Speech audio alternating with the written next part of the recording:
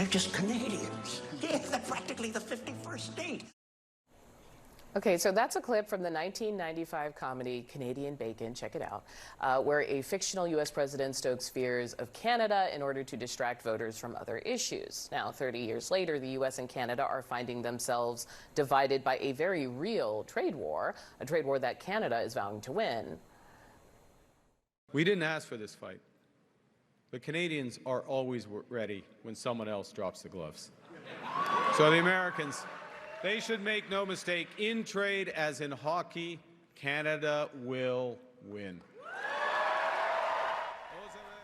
Okay, so that's Mark Carney. He's soon going to take over Canada's fight when he is sworn in as Prime Minister later this morning. Joining me now is Toronto Mike. He's the host of the Toronto Mike podcast. Welcome to the program, Mike. I appreciate having you. I want to ask you about this moment because I think just yesterday maybe we heard the president continue to talk about this 51st state idea. So how do Canadians hear it? Well, it's relentless, really, Audie. Good morning from Toronto, Ontario, Canada, by the way. So I have on my podcast, I have maybe 3, 4, 5 times a week, I have people over for in-person, long-form conversations about what's happening. And they may be politicians or musicians or broadcasters or comedians. Scott Thompson was here on Tuesday from Kids in the Hall and Larry Sanders Show. And without a doubt, in 2025, the number one issue in our hearts and on our minds is this threat of annexation. It's really number one. Nothing comes close right now. I was listening to your show and was actually struck in one episode by this public service announcement. I want to play it for the group.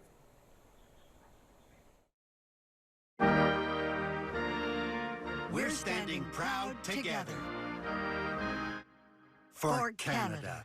Let's protect Canadian jobs and Canadian business. Shop as if your country depends on it. Keep your money in Canada for Canada. Can you talk about just personal spending? We hear boycotts, we hear about like whiskey being pulled from the shelves, but for like everyday people, is it reaching them in terms of like their lifestyle changes? Without a doubt, Audie, like if you go to the grocery store, you'll see suddenly people are reading the labels, right? Like this is a new thing. You see them looking really closely. Where was this product made? We're all trying to buy Canadian-made goods, but even more importantly, we're avoiding American goods. I know many people I've talked to are changing their travel plans. We just had March break here where kids get a week off. That would be a time to go to Florida or somewhere warmer. But people are canceling those plans. They're going elsewhere, exploring Canada. At least in this, the most populous city in the country, we're absolutely changing where we direct our dollars right now. Can I ask you about the politics of some of this? Andrea Horwath, a Canadian politician, was saying that this actually is a moment to kind of step up for Canadians. Well, I can tell you, I could sense this unified pride across the country. Like Mike Myers said on Saturday Night Live, elbows up. So we're all very unified, united. We're all willing to pitch in and do what it takes. And we take these threats very seriously. Nothing's more important to a Canadian than our fiercely independent sovereignty. And when that's threatened, we get together and we fight.